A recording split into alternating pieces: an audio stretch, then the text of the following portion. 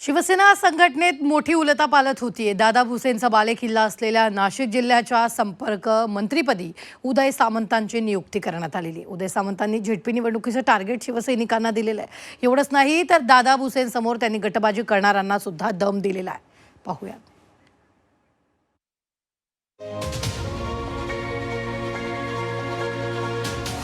दादा भुसेंच्या नाशकात सामंतांचा उदय। उदय सामंत नाशिकचे संपर्क मंत्री। झेडपीवर शिवसेनेचा भगवा फडकवण्याची जबाबदारी।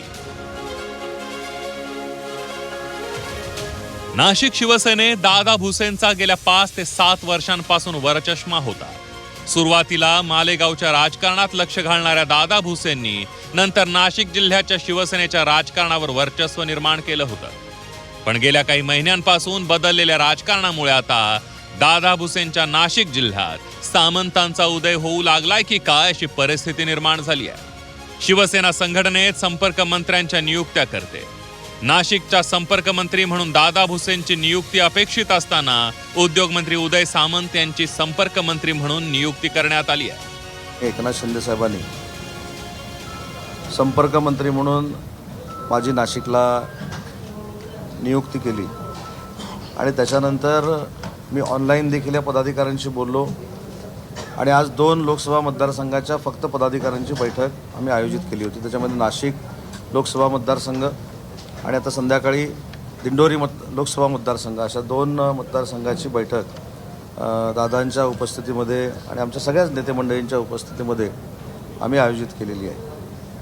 अगदी गटप्रमुखापासून जिल्हा प्रमुखापर्यंत सगळीच्या सगळी पदं भरली गेली पाहिजेत ही माननीय एकनाथ शिंदे साहेबांची भूमिका आहे। उदय सामंतांच्या पत्रकार परिषदेला दादा भुसे हे थोड्या उशिरानच दाखल झाले।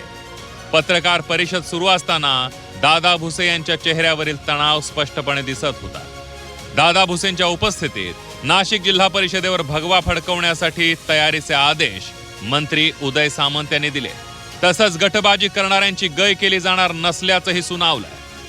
शिवसेनेचे पदाधिकारी अतिशय ताकदीनं दोन्ही लोकसभा मतदारसंघामध्ये काम करत आहेत। शासनाची ताकद असेल, आमचा संपर्क असेल, आम्ही पुढच्या जिल्हा परिषदेच्या पंचायत समितीच्या निवडणुकीच्या निमित्तानं वाढू आणि कुठच्याही परिस्थितीमध्ये नाशिक जिल्हा परिषदेवर शिवसेनेचा भगवा फडकला पाहिजे यासाठी आम्ही प्रयत्न करू।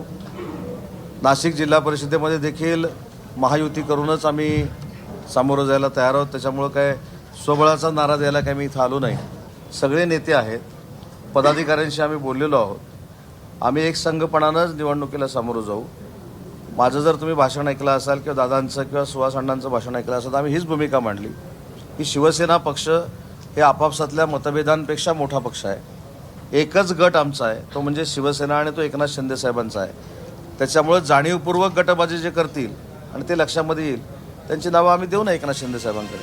कुंभमेळा नियोजनापासून ते जिल्हा परिषद निवडणुकांपर्यंत सामंत यांनी नाशिकचा पूर्ण ताबा घेतल्याचं आजच्या बैठकीवरून स्पष्ट झालं।